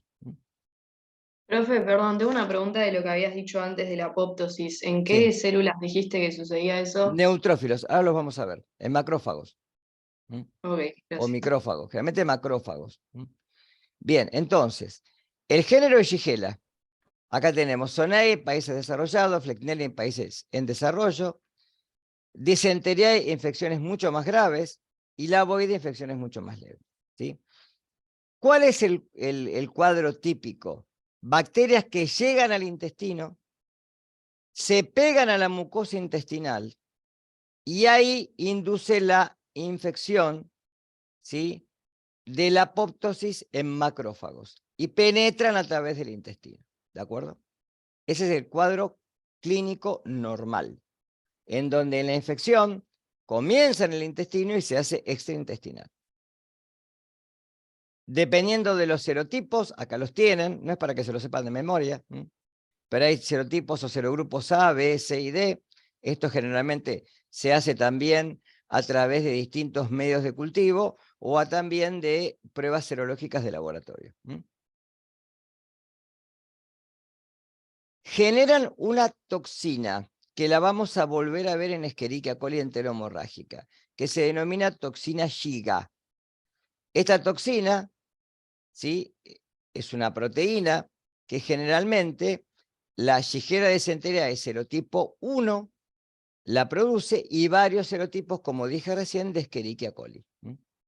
Estas toxinas penetran en los enterocitos, inhiben la síntesis proteica porque se clivan, ¿sí?, en la subunidad del ribosoma.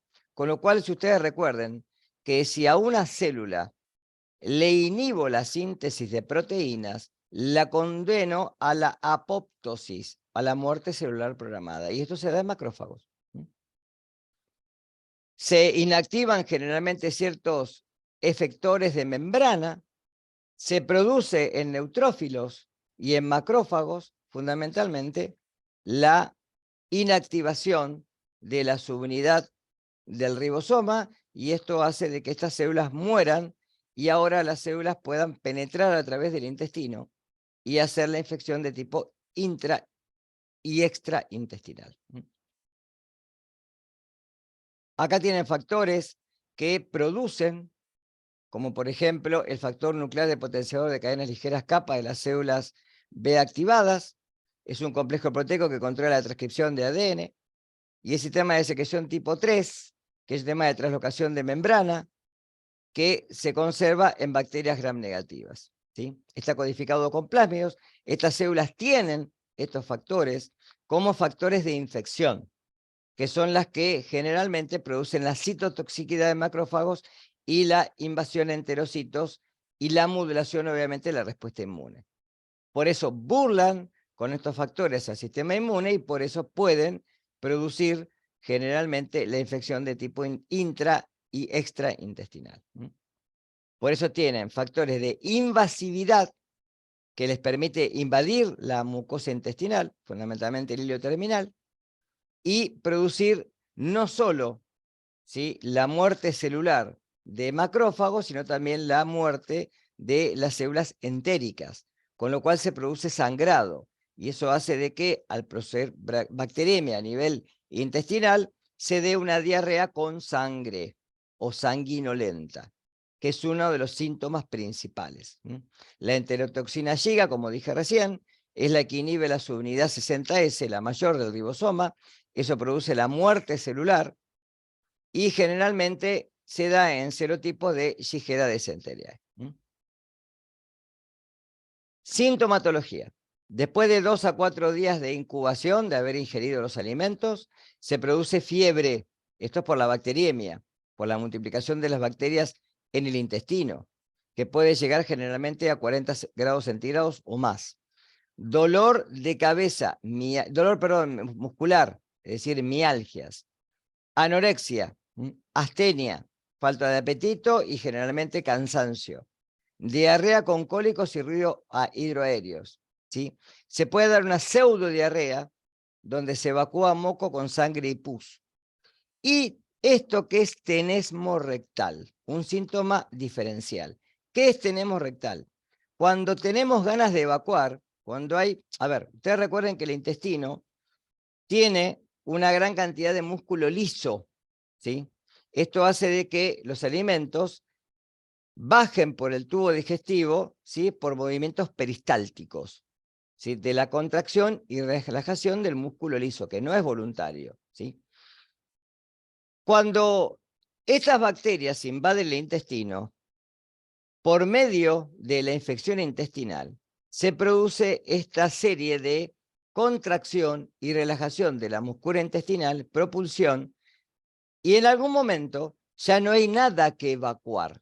¿Está claro esto? Ya se evacuó todo el contenido intestinal, con lo cual se produce el tenesmo rectal. ¿Está claro eso? Es un síntoma diferencial de esta patología. En algunos casos, fiebre exagerada, cólicos intensos y frecuentes, vómito, diarrea abundante.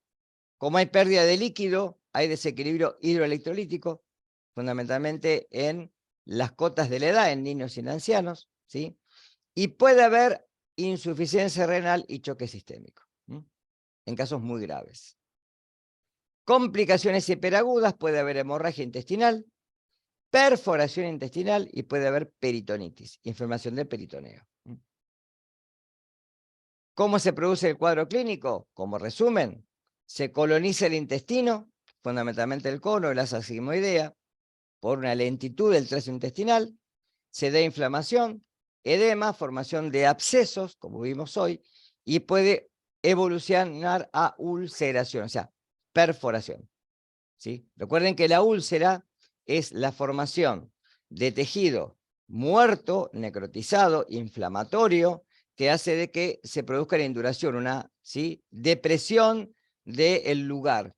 ¿Vieron como las aftas que se dan en la boca? Eso es una úlcera. Que generalmente eso hace de que sea un cuadro de tipo inflamatorio, irritativo, doloroso por el sistema nervioso conjunto al lugar, y el dolor hace de que generalmente, ¿sí?, sea una zona generalmente de mucho edema, por el dolor que se produce. Y esto se puede perforar, de ahí la perforación intestinal. ¿Cuánto puede durar? Generalmente puede durar de pocos días a 1 a 2 semanas. Se autolimita En algunos casos hay que medicar, pero es raro. Y generalmente las cepas de Shigella sonés son las que provocan una diarrea mucho más suave y sin fiebre. Como tratamiento, obviamente rehidratar y componer la cantidad de sales. Y en algunos casos, como dije, medicar con antibióticos. Los que están generalmente dados por la farmacocinética y farmacodinamia son la ampicilina, las tetraciclinas y el sulfametosazol, que es el Bactrim. Manejo terapéutico, generalmente mantener un buen estado general, fundamentalmente por la presión arterial. Tratar generalmente las causas, fundamentalmente la deshidratación y la diarrea. Evitar las complicaciones por deshidratación, por lo que dije recién, y una alimentación generalmente sencilla, de fácil digestión y un aporte calórico adecuado. Eso lo van a hacer ustedes. Generalmente se encuentra en todos los países, fundamentalmente en los países de bajo recurso por llegada de manipuladores al alimento, son donde por falta de capacitación y de control es donde más se da. Y generalmente también se da como prevalencia en edad escolar, porque los chicos no se lavan las manos y se llevan las manos a los juguetes o la boca, y no hay vacuna para estas cepas. Como oncología la vamos a encontrar en la materia fecal humano, y es muy rara la enfermedad en animales, prácticamente no se conoce. Como alimento implicado, generalmente alimentos como papas, pescado, crustáceos, pollo, cualquier alimento crudo. Porque la cocción, recuerden que es suficiente para poder eliminarla. Y también puede estar en aguas contaminadas con materia fecal humana.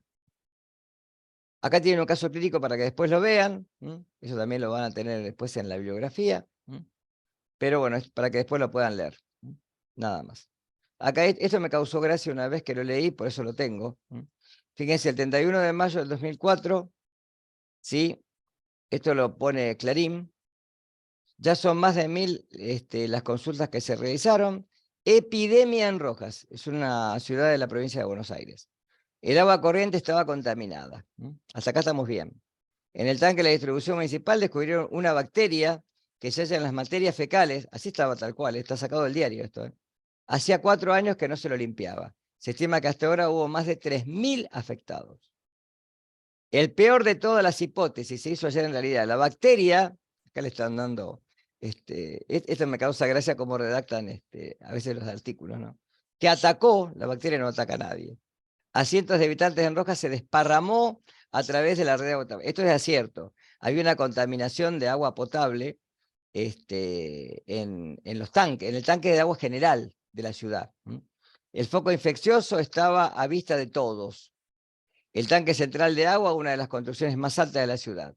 En muestras de agua del tanque que se analizaron, se detectó la presencia de Escherichia coli, escrito con minúscula, sin subrayar, sin bueno. En otras palabras, esta agua estaba contaminada con materia fecal. Después se descubrió que no era Escherichia, que era Shigella. Aunque ya se detectó el foco infeccioso, la cantidad de enfermos siguió creciendo. Ayer en el hospital local y la única clínica privada se atendieron, que esto es lo que les decía yo, las denuncias, ¿sí? A unas 400 personas. En total, entre todos los lugares se fueron atendidas la última semana a más de 1000 personas con vómitos, diarrea, fiebre alta y dolor abdominal. Bueno, esos son a veces cosas que aparecen en los diarios. Bueno, como dije, y 25, veo bien con el horario. Corto 5 minutitos. Ángeles, ¿querés ir pasando listas mientras yo corto acá? Me caliento un café y revemos el cuestionario, ¿sí? 2 minutos. Dale. Vayan poniendo, por favor, en el chat, así voy tomando lista.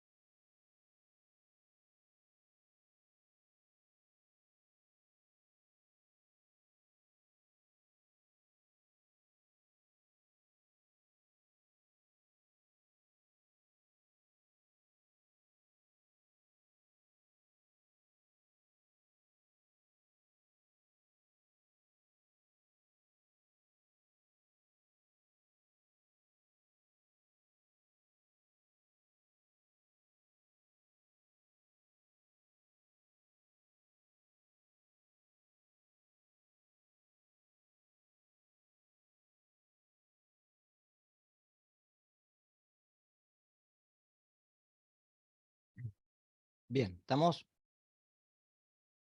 ¿Se escucha? Sí. Sí, se escucha. Bien. Bueno. Preguntas.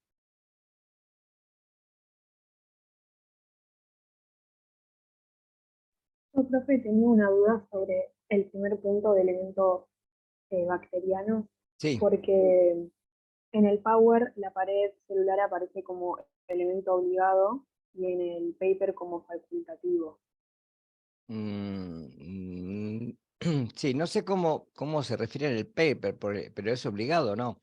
Yo lo que les dije que puede aparecer por lo siguiente, porque algunas especies de bacterias como los micoplasmas no tienen pared bacteriana, ¿sí?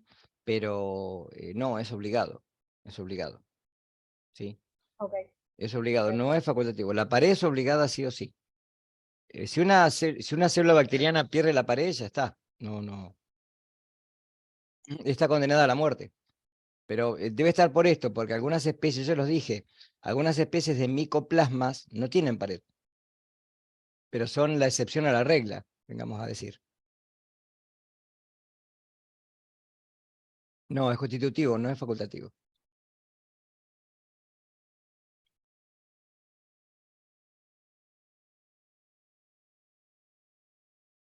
Profe, cuando hablamos de salmonela habías mencionado algo de los lipopolisacáridos Sí. y algo de lisis, no sé, eso no me quedó muy claro que iba con lo del antígeno. No, los lipopolisacáridos son antígenos de membrana.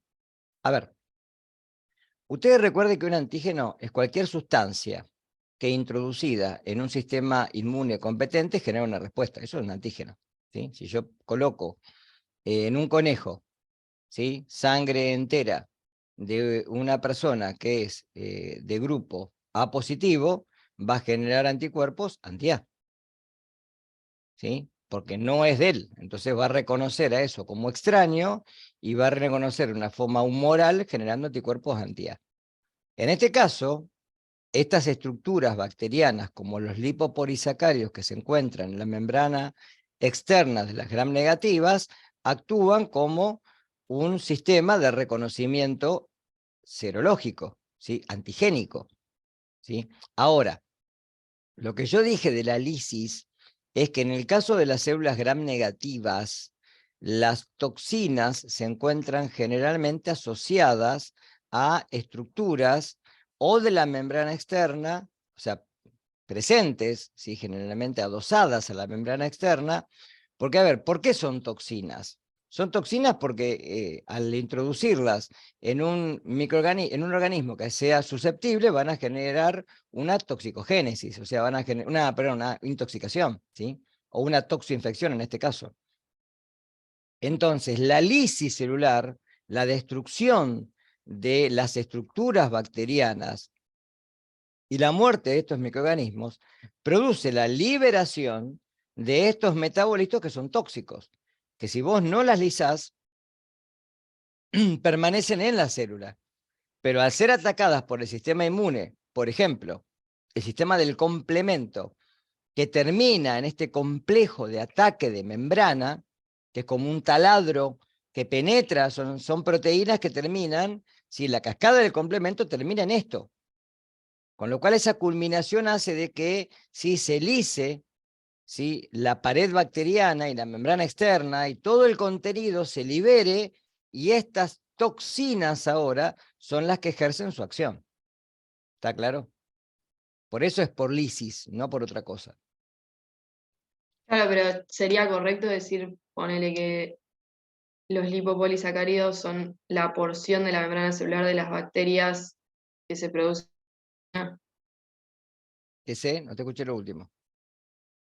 Que se produce como endotoxina. No, puede haber endotoxinas asociadas al medio, ¿está claro?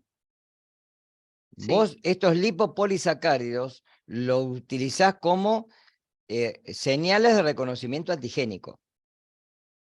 Por eso en una prueba serológica, que bueno, después yo les voy a dar una clase de serología para que tengan idea, ¿sí? Por ahora todavía ténganlo ahí en stand-by. Pero la serología lo que hace es, teniendo, ¿sí?, el patrón de reconocimiento antigénico de un microorganismo, puede elaborar antisueros para poder detectarlos. Porque si no, ¿cómo los detectás? Vos para poder saber, por ejemplo, que la cepa que enfermó a ese individuo, a esa persona, es una salmonela o una shigella, tenés pruebas de laboratorio a nivel serológico que te van a determinar si es esa cepa o es otra cosa. Entonces, generalmente uno, por ejemplo, puede hacer, en el caso de una sepsis, un paciente que entra a una guardia, se lo lleva a terapia septicémico, con fiebre, etcétera, con toda esta sintomatología, ¿sí? Le hacen un hemocultivo, o sea, le sacan sangre y esa sangre la ponen en un medio de cultivo para poder desarrollar. Desarrolla el microorganismo, se le hacen pruebas, por ejemplo, a nivel de laboratorio, ¿sí? Y una de las pruebas, por ejemplo, puede ser serológica. Y puede determinar si ese paciente que está internado en terapia intensiva tiene una shigellosis, por ejemplo. ¿Está claro? Entonces, Sí, esto sí. te sirve como una señal antigénica que vos después podés utilizarla para poder determinar qué microorganismo fue el que lo enfermó. ¿Está? En el caso de Staphylococcus aureus, por ejemplo, no es común buscar la toxina en el individuo, ¿sí? Y en el alimento, a veces vos podés encontrar la bacteria, porque si, por ejemplo, como yo te dije hoy, vos tenés la bolsa de guarda en el freezer, ¿sí? Viene el INE o SENASA a buscar las bolsas de guarda, las llevan al laboratorio, ¿sí? De eso siembran en un medio de cultivo y buscan después el microorganismo. Suponete que no lo encontraron, porque vos hiciste un tratamiento térmico y a la bacteria la eliminaste. Pero en ese elemento está la toxina. En nuestro medio es muy raro buscar la toxina. No hay mecanismos, sueros, etcétera, para poder buscar la toxina, con lo cual no se busca. Entonces, ¿dónde se busca? Y en los manipuladores. Se va al lugar y se hace una inspección, en la cual generalmente el local se lo clausura, o por lo menos se le dice que no puede proveer alimentos por tal tiempo, y se buscan en los manipuladores cuáles pueden ser positivos para Staphylococcus aureus. ¿Tá? Porque esto es como una escena de crimen, donde vos tenés que buscar a ver en qué alimento y en qué lugar, en qué momento se puede haber producido el brote. Fundamentalmente para que no se vuelva a producir otra vez. ¿Mm? ¿Está claro eso?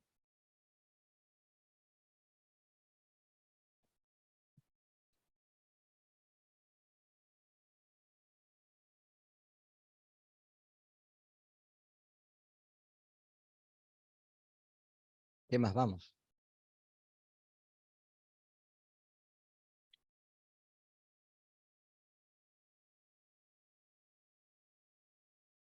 Profe, cuando pregunta los bioelementos indispensables para el crecimiento, Sí. ¿cuáles serían? Mínimamente vos tenés que tener una fuente de carbono y una fuente de nitrógeno. Son bioelementos. ¿Está?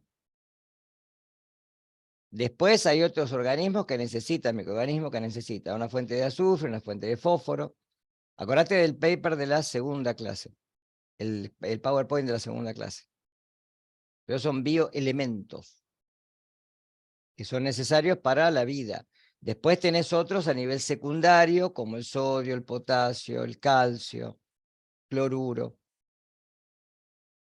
que son aniones o cationes que se utilizan para mantener la osmolaridad del medio interno y externo, o sea, que sea similar al externo, ¿no?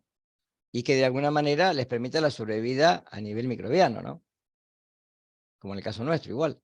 Esos son bioelementos. Una cosa son bioelementos, otra cosa son biomoléculas. Biomoléculas las bacterias necesitan, ni mínimamente, para poder tener una fuente de carbono y nitrógeno mínima para poder sobrevivir, ¿sí? Hidratos de carbono, lípidos y proteínas.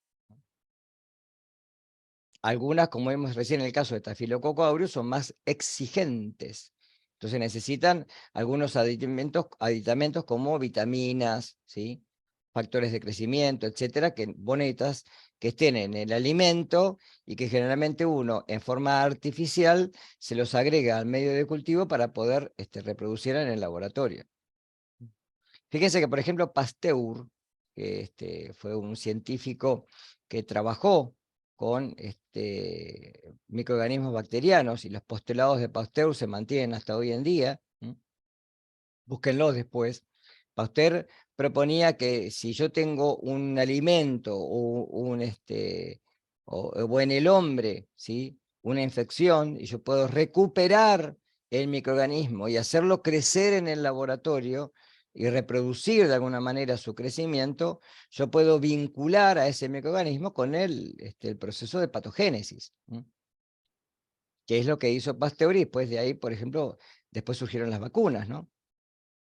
Gracias a él hoy tenemos vacunas en el medio, que son, digamos, formas farmacéuticas de microorganismos atenuados o partes de ellos que generalmente al inocularlos en un animal, en el caso del hombre, ¿sí?, que es un animal, y que sea susceptible a montar un mecanismo de defensa, después tenés mecanismos de defensa para ese patógeno. Por eso las vacunas son necesarias, no por otra cosa. ¿Estamos? Profe, y otra consulta. Sí.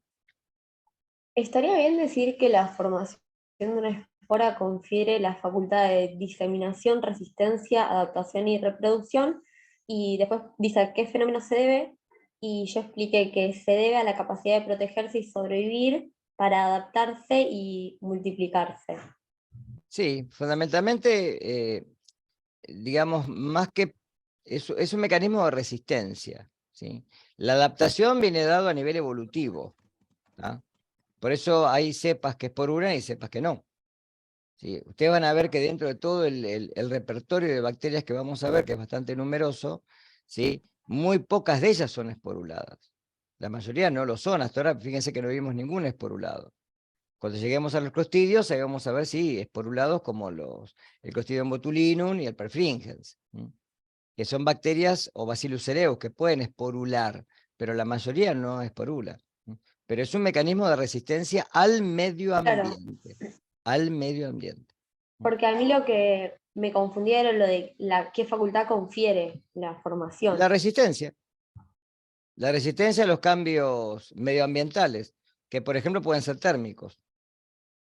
Fíjate que para que una bacteria esporule puede haber cambios térmicos, cambios de presión, por eso generalmente el alimento se envasa al vacío. Envasar al vacío es cambiar la presión, no es otra cosa. Vos el alimento lo tenés sometido a presión atmosférica. Cuando vos lo envasás al vacío, le cambiaste la presión, le sacaste el oxígeno. Aumentaste la presión, ¿se entiende? Entonces, ahí vos tenés una presión selectiva. Entonces, las bacterias que pueden esporular son las que sobreviven a este tipo de factores. Cambios en la salinidad, cambios en el pH, todos estos cambios que pueden generar para otras bacterias la muerte bacteriana, para las bacterias que esporulan fundamentalmente no lo hacen. Porque las bacterias que puedan resistir a esos cambios, como los térmicos, son las que te quedan en forma, digamos, de resistencia en el alimento, y después vuelven a la forma vegetativa cuando las condiciones del medio ambiente volvieron a la normalidad. Vos el alimento lo calentaste, lo dejaste a temperatura ambiente, durante el proceso de cocción, al elevar la temperatura, las bacterias que esporulan se quedan ahí, en vida latente. Cuando vos lo dejaste a temperatura ambiente, las bacterias, ¿qué ocurre? Cuando cambió, ¿sí?, el entorno, ahora volvió a la temperatura adecuada para crecimiento, se multiplican. Y tenés un aumento de la dosis infectiva dentro del alimento. Lo consumís y te enfermaste. Eso es que es la facultad que le da. La resistencia a los cambios, ¿sí?, del medio ambiente. Que por eso pueden ser cualquiera de los factores o parámetros físico-químicos que yo mencioné al principio de la clase. Que lo tienen en el video de la clase anterior. ¿Estamos? Y sobre las enzimas relacionadas con el metabolismo bacteriano. Ahí tienen la catalasa, la superóxido dismutasa. Fíjense que en el paper está muy claro. La catalasa, ¿qué es lo que produce? Durante la oxidación de los nutrientes, ¿sí?, en nosotros también, se produce peróxido de hidrógeno como un desecho metabólico. Entonces, ese peróxido de hidrógeno es totalmente letal para las células, porque es un oxidante de membranas, ¿sí? ¿Qué es el peróxido de hidrógeno? El agua oxigenada, chicos. ¿Con qué se decolora en el pelo cuando hace una decoloración? Con agua oxigenada. Porque justamente ataca las membranas celulares. Y oxida altamente a cualquier tipo de lípido y de membrana. Con lo cual, las bacterias que son catalasa positivos, ¿sí?, tienen esta enzima que desdobla el peróxido de hidrógeno en oxígeno y agua, que no son letales ahora. Las bacterias que tienen la enzima superóxido dismutasa, lo que hace es poder destruir al anión superóxido u oxígeno singlete, que es también un radical oxidativo fuerte. En nuestro entorno solo tenemos, ¿sí?, peroxidasas, ¿sí? O tenemos también ciertas enzimas que logran reducir al oxígeno singlete, transformándolo en el oxígeno común, dentro de los peroxisomas. En cambio, las bacterias tienen estas enzimas, que obviamente son de carácter facultativo, algunos las tienen, otros no, y que al desarrollar este poder de tener estas enzimas pueden resistir a los cambios medioambientales en presencia o en ausencia de oxígeno. ¿Está claro? Sí, gracias. Eso lo tiene en la bibliografía, lo que les dije yo, en la parte de metabolismo bacteriano. Al final está. No quiero que de esa bibliografía vean cada uno de los procesos de fermentación, ¿sí? Pero sepan que como estrategias metabólicas tienen o bien el ciclo de Krebs, ¿sí?, y cadena de transportadora de electrones en la membrana, o bien los mecanismos de fermentación, que puede ser homofermentativa, si el producto es uno solo, o heterofermentativa, si el producto es más de uno. Acá tenemos fermentación láctica, acética, butírica, etanólica, etc. Entonces los productos generalmente son productos orgánicos, que actúan como, de alguna manera, ¿sí?, productos que a través de un material, ¿sí?, como por ejemplo los hidratos de carbono, que se oxida, surgen estos productos de fermentación.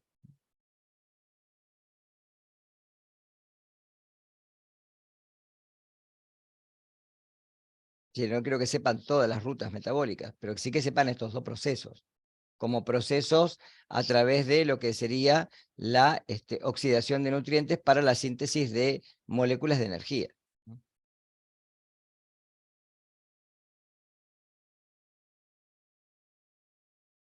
Profe, ¿te hago otra consulta? Sí.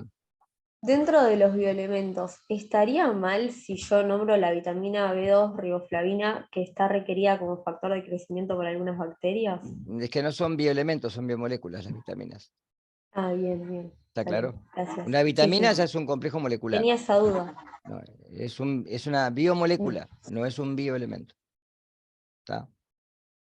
Las vitaminas pueden ser liposolubles, hidrosolubles, dependiendo cómo estén conformadas. Si por aminoácidos o por cadenas de ácidos grasos, etcétera, colesterol. Entonces, dependiendo de esto, es el tipo de clasificación en el cual vamos a hacer las vitaminas. Pero son biomoléculas, no son bioelementos. Bioelementos, acuérdate que son sodio, potasio, o sea, bioelementos: carbono, nitrógeno, oxígeno, hidrógeno, ¿sí? Nitrógeno, fósforo. Esos son los principales. Azufre. Esos son los principales. Después, como secundarios, tenemos sodio, potasio, cloro, hierro. No, el hierro es trazable. Son oligoelementos, ¿sí? Secundarios son sodio, potasio, cloro, magnesio y calcio. Ellos son secundarios. Y después traza, pueden ser hierro, cobalto, cobre. Esos son manganeso. Esos son generalmente trazas. Trazas o oligoelementos son los que se encuentran en muy baja concentración y en algunas especies pueden estar y en otras no. El yodo, por ejemplo. Nosotros absorbemos yodo de los alimentos. ¿Por qué? Porque tenemos dos hormonas, T3 y T4. Triiodotironina, tetraiodotiroxina, ¿sí? Esas hormonas tiroideas, tienen yodo. que se captura a través del sistema digestivo de los alimentos y va para la síntesis de estas hormonas a nivel de la glándula tiroides. Pero en otras especies, nosotros tenemos hierro en la hemoglobina y los insectos tienen cobre en la hemocianina. Las dos proteínas transportan oxígeno, pero a nivel evolutivo son distintas. Por eso son elementos traza o también llamados oligoelementos.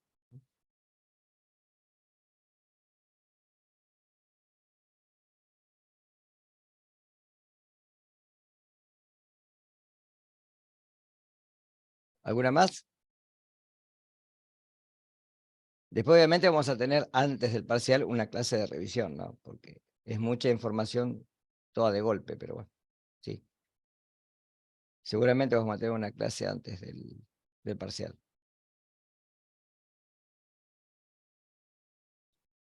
Bien, ¿estamos?